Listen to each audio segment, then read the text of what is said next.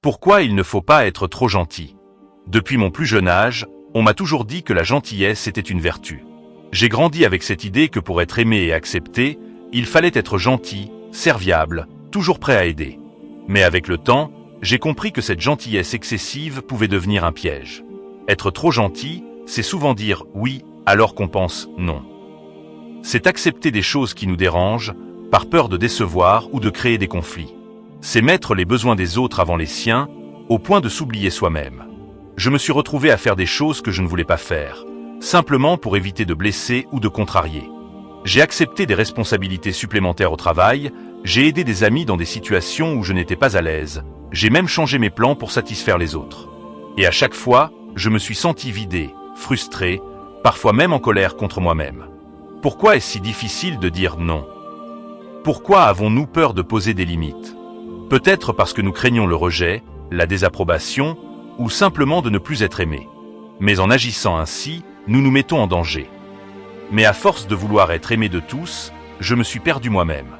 J'ai commencé à ressentir de la frustration, de la colère, non pas envers les autres, mais envers moi-même. Je me reprochais de ne pas savoir dire non, de ne pas m'affirmer. Et c'est là que j'ai compris que la gentillesse, lorsqu'elle est excessive, peut devenir une forme d'autosabotage. Il est essentiel de comprendre que poser des limites n'est pas un acte égoïste, mais un acte de respect envers soi-même.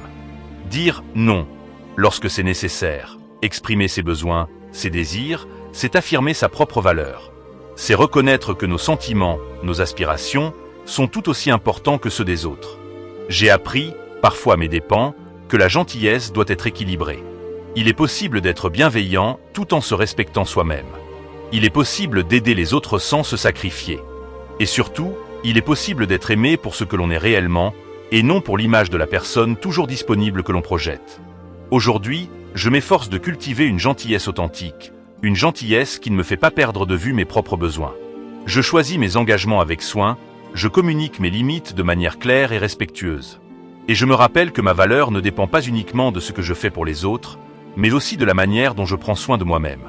Être gentil est une belle qualité, mais il ne faut pas que cela devienne une faiblesse. Apprenons à équilibrer notre gentillesse avec le respect de nous-mêmes.